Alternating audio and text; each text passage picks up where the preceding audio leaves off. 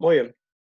Cada iglesia representa a una época en la historia, dicen algunos estudiosos de la palabra de Dios. Y se van a dar cuenta, especialmente en algunas iglesias, que esto coincide tal cual, ¿sí? Por ejemplo, la iglesia de Éfeso es la única que menciona a los apóstoles, versículo 3. ¿Verdad? Y has probado a los que se dicen ser apóstoles y no lo son, y los has hallado falsos. Representa, como dijimos, al periodo apostólico. Recuerden ustedes que el Imperio Romano empezó a perseguir al cristianismo como tal ya después del año 100, porque anteriormente solamente se le perseguía por... Eh, ellos le atacaban a los cristianos por ser sediciosos. ¿Se acuerdan ustedes por qué mató Nerón a Pedro y a Pablo? Porque los acusó a los cristianos realmente de haber incendiado Roma para desviar la atención, ya que él mismo fue el que mandó a incendiar Roma.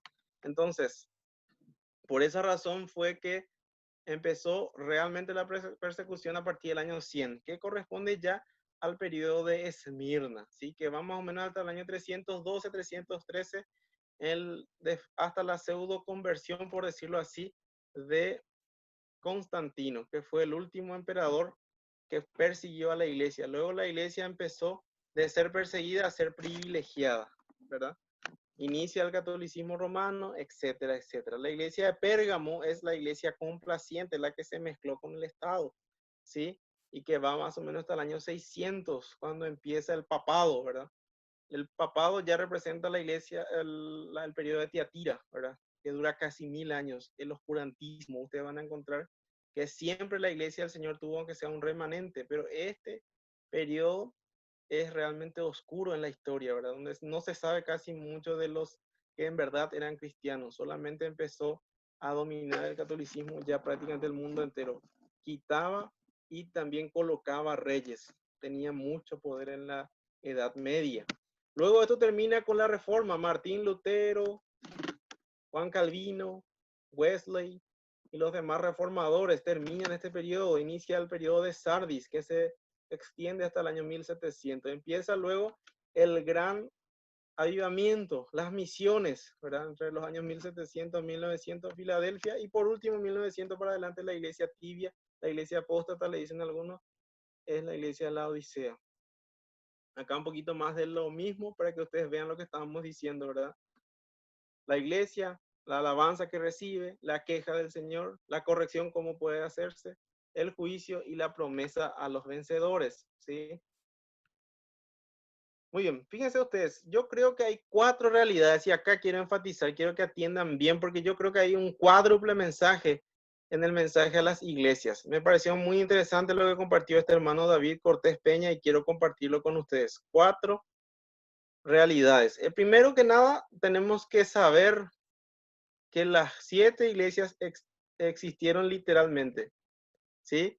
Cada iglesia existió así como lo menciona ahí en Apocalipsis. Incluso algunos se menciona ya lo antes del Apocalipsis. Por ejemplo, la iglesia de Éfeso. El apóstol Pablo inicia la obra en ese lugar allá en Hechos capítulo 17, 18 y 19, incluso hasta el 20. También se nos habla, le escribe una epístola, ¿verdad? A los Efesios, que tenemos en la Biblia, capítulo 1 hasta el 6. Después también se le menciona a la iglesia de la Odisea en la epístola de Pedro y así entre otros. Pero luego Esmirna, Pérgamo, Sardi, la Odisea, perdón, no se menciona a Filadelfia, no se menciona ningún otro lugar. Sí se nos dice, por ejemplo, que había una creyente en Tiatira que era Lidia, ¿sí? La vendedora de púrpura. Ella era de Tiatira y probablemente con ella y su familia empezó la iglesia en Tiatira, ¿verdad? Entonces, las 7 iglesias existieron literalmente en época que Juan vivió, ¿sí? En segundo lugar, probablemente representan a etapas de la historia de la iglesia. Si ustedes quieren creer eso o no quieren creer, no hay ningún problema, pero coincide perfectamente, más aún leyendo capítulo 14, perdón, capítulo 3, versículo 14 al 22 de Apocalipsis, donde vemos la descripción de la iglesia de la Odisea. Y si uno sea sincera, creo que va bastante con lo que es nuestro cristianismo hoy, ¿sí? En tercer lugar, yo creo que representan a las iglesias actuales, ¿sí? Hay iglesias que tienen las características de Éfeso, ¿verdad? Una iglesia que trabaja mucho, que tiene una buena doctrina, que prueba a los falsos, que estudian la palabra de Dios, así como los de Berea, como dice ahí en Hechos 17:11. Y esto era más nobles que los que estaban en Tesalónica, porque recibieron la palabra con toda solicitud, escudriñando cada día las escrituras para ver si estas cosas eran así. No se quedaron con lo que dijo Pablo, sino que cada uno empezó a escudriñar la Biblia, a meditar en ella para ver si era cierto. Entonces, hay iglesias con características de Éfeso hoy día. Hay iglesias que están sufriendo, son las iglesias de Oriente Medio, las iglesias que están en el comunismo, Rusia, China, que están perseguidas, Corea del Norte, la ventana 14, no me recuerdo bien cómo es que le decían, que es donde hay mucha persecución. Esa es la iglesia de Esmirna. Y en realidad ahí los hermanos son bastante fieles. ¿Por qué les digo? Porque una iglesia, cuanto más se le persigue, ¿qué es lo que hace? Se apoya en el Señor, ¿verdad? Entonces no hay tiempo para pecar, no hay tiempo libre como para pensar en nuestros deleites carnales, sino más bien servir al Señor hasta donde se pueda, porque en cualquier momento el Señor puede llevarles ante su presencia por vía muerte física. Entonces, cada una de las iglesias hoy día corresponde a una de estas 7 iglesias, porque dijimos que el número 7 significa plenitud, completo o incluso a veces perfección, si es que se relaciona al Señor. Entonces, representa a las iglesias hoy día. Y por último, representan a cada una de las personas que componemos las iglesias. Dentro de las iglesias no todos los cristianos tienen las mismas características, tal vez la mayoría sí, pero hay siempre 2, 3 o más hermanos que tienen características diferentes. Por ejemplo, siempre hay, por más que haya alguna iglesia tibia, una iglesia que corresponda a la Odisea, hay hermanos que tienen amor al Señor, que doblan sus rodillas todas las noches, que oran por los misioneros. Hay otras iglesias que envían misioneros, que lo apoyan económicamente, etcétera, etcétera. Todo eso nos debe hacer pensar, mis queridos hermanos, ¿cómo estamos hoy? ¿Cuál es la iglesia que representa nuestra iglesia actual? El periodo ya sabemos, la Odisea, pero nuestra iglesia en particular, la iglesia en la que formamos parte o la que somos miembros, ¿qué etapa está? Ojalá que no sea la Odisea. Y si es la Odisea, hermanos, ¿a qué iglesia les gustaría que les parezcamos? ¿Qué dicen ustedes? Pueden abrir sus micrófonos, activar el sonido y decirme, perdón. ¿A qué iglesia les gustaría que nuestra iglesia se parezca? Por lo menos a mí me gustaría que se parezca a Filadelfia, ¿verdad? Es una iglesia espectacular donde hubo gran avivamiento, donde el Señor no le reprocha nada y es una iglesia bastante ejemplar, ¿sí? Ahora, le hago una pregunta un poquito más profunda. ¿A qué iglesia le parecemos como personas? ¿Cómo estamos nosotros, cada uno, en nuestra relación con el Señor? Sería triste que estemos como nuestro periodo actual, como la Odisea. Ojalá que estemos como Éfeso o como Filadelfia, por ejemplo. ¿Y a quién le gustaría que estemos en el periodo de Esmirna, persecución, como hablamos la vez pasada? Yo creo que a nadie le gustaría, pero si el Señor nos llama, ¿cómo sería nuestra reacción? ¿Verdad? Que un día entren con metralletas y nos amenacen, o niegan a su Señor o les matamos. ¿Será que vamos a tener la valentía de Sadrach, Mesach y Abednego, Ananías, Misael y Azarías, que dijeron, bueno, Rey, nuestro Dios puede librarnos de tu mano, pero si no nos libras, sepas que no vamos a adorar tu imagen, que no vamos a inclinarnos ante él? Esa es la actitud que debemos tener. Ojalá sea la nuestra. Ojalá que podamos tener esa predisposición, esa valentía de poder incluso dar nuestras vidas si es que de por ahí el Señor nos pide. ¿Sí?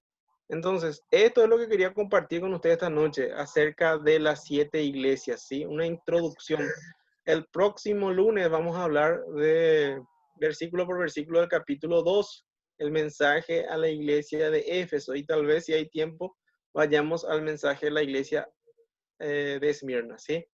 No sé si hay alguna pregunta, alguna duda. Pueden activar sus micrófonos y preguntar si es que algo no les quedó claro o si quieren agregar algo más.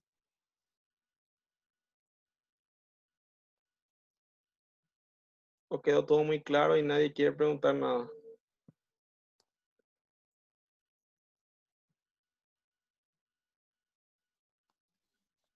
¿No hay ninguna pregunta? Manolo,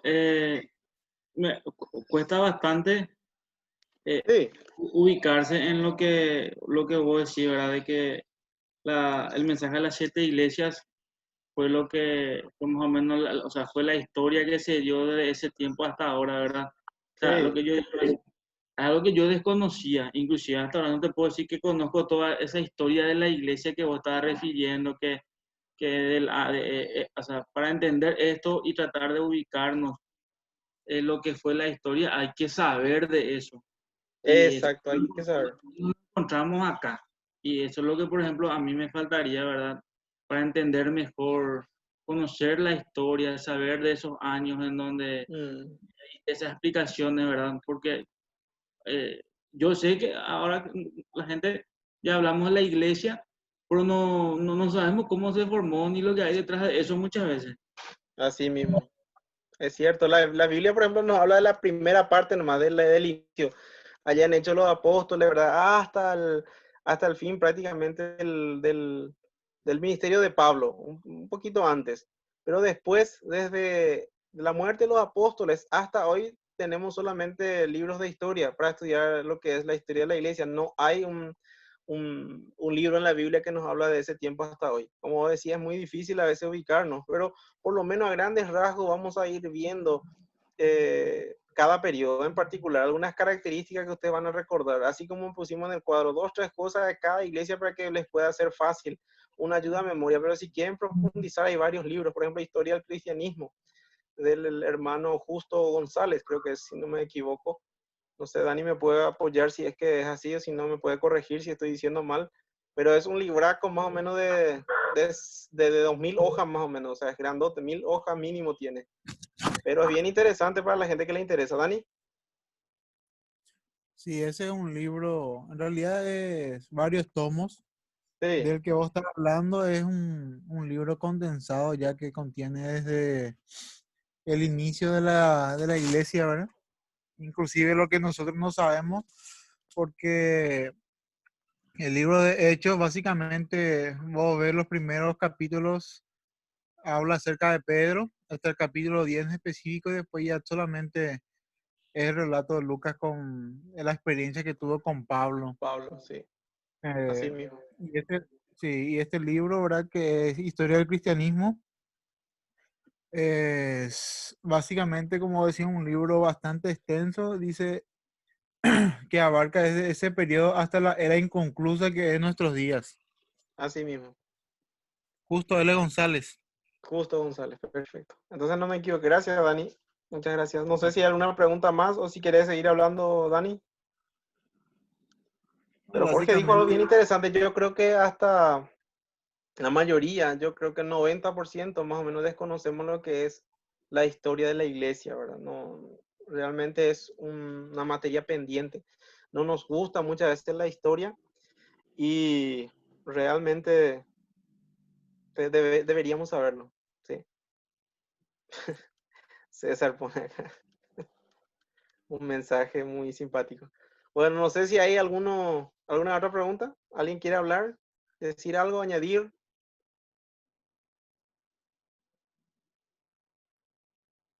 Realmente lo único que me queda decirles es que pensé que iba a poder hacer un poquito más rápido, pero hasta ahora vamos yendo bastante lento.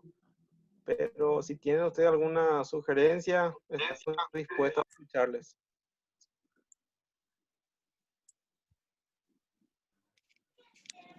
Pero Está bien, está bien. estamos lentos pero seguros, estamos aprendiendo así pausadamente. Al ritmo de tus alumnos, Manolo. O Sí, sea, yo creo que está haciendo a nuestro ritmo legalmente. Es La verdad, verdad que sí. mi ritmo. Pero realmente si se está aprendiendo no importa, no importa cuántas veces tengamos que hacer o cuántos estudios, ¿verdad? Lo importante es que se esté aprendiendo, porque tampoco quiero hacer un estudio a vuelo de pájaro y sin que se entienda, ¿verdad? Entonces, vamos a tratar de hacer un estudio versículo por versículo, sin entrar en polémica, sin entrar en discusiones, sino mostrar siempre lo que dice la palabra de Dios y tratar de quedarnos con eso, ¿verdad? Eso es la intención del curso, ¿verdad? Está bien.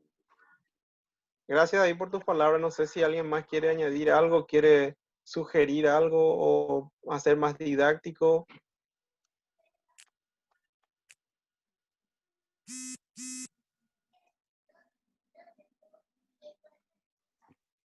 Porque si no, no, Dani. No, básicamente gran parte de lo que vos estás diciendo es interesante, ¿verdad? Que nosotros podamos recalcar y saber, porque esas 7 iglesias, como ahí vemos, ¿verdad? Existieron de forma literal y cada uno se habrá, eh, así como el Señor vio, ¿verdad? Una radiografía de cada iglesia, ellos se habrán examinado, ¿verdad? En su momento, algunos se habrán arrepentido, otros no, ¿verdad? Y queda a nosotros, ¿verdad? Como vos decís, una asignatura pendiente, llegar a estudiar un poco más acerca de la historia. No conocemos nosotros, por ejemplo, lo que es el término que se le llama hoy en día, por ejemplo, los padres de la iglesia. Poco y nada conocemos, ¿verdad? De un tal Justino Mártir, por ejemplo, de otros, ¿verdad? Que eran discípulos directos, por ejemplo, del apóstol Juan, Mm. otro que se Policarpo, por conoció, ejemplo. ¿verdad? Policarpo, ¿verdad? Más adelante, por ejemplo, aunque estamos estudiando con Amado los días martes en lo que es hermenéutica, ¿verdad? Un Agustín de Hipona, un Jerónimo, que más bien es conocido por la tradición católica más que por nosotros, ¿verdad? Mm. Nosotros conocemos solamente prácticamente a la iglesia desde la Reforma hasta acá algo. Y algo acerca de la historia de la asamblea, por lo menos yo eso de mi parte, ¿verdad? Lo que es, eh, me falta, ¿verdad? Conocer los otros siglos y milenios anteriores, ¿verdad? El oscurantismo y toda esa época que tenemos que conocer para saber, ¿verdad? Y ubicar ahí, como vos decís, en el periodo de tiempo del mensaje a cada iglesia. Así mismo. Perfecto. Gracias, Dani. Bueno, ¿qué les parece si no hay alguna pregunta más? Poder orar al Señor y terminar con el estudio de hoy, ¿sí? Yo le quiero pedir a David si nos puede dirigir a Dios en esta palabra de oración, si ya no hay más ninguna pregunta.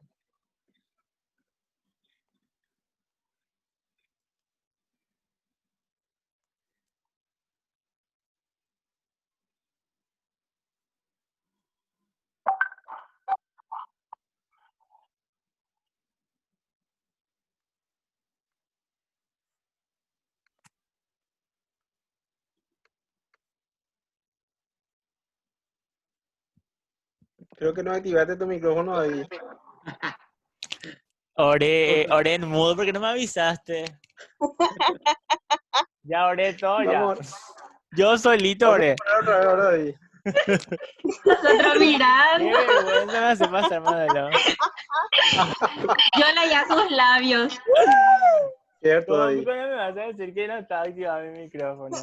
Que yo Perdónalo. sepa, ninguno acá en el grupo estudió lenguaje sordo-mudo para leer los labios, ¿verdad? Bueno, Amén. vamos a Yo orar entendí. ahora contigo, David. Ok, oremos. Señor, te agradecemos por esta noche, por la oportunidad que nos has dado de poder estudiar el libro de Apocalipsis. También, Señor, te agradecemos por la predisposición de Manolo, por su tiempo y también, Señor, de los hermanos. Ayúdanos a poner, Señor, empeño en el estudio de este libro y a poder, Señor, verdaderamente aprender y saber, Señor, lo que tú nos quieres decir a través de cada uno de estos mensajes. Te lo pedimos en el nombre de Jesús. Amén. Amén.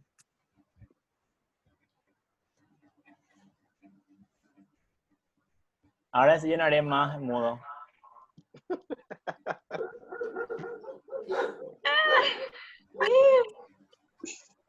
Te redejo, Manolo.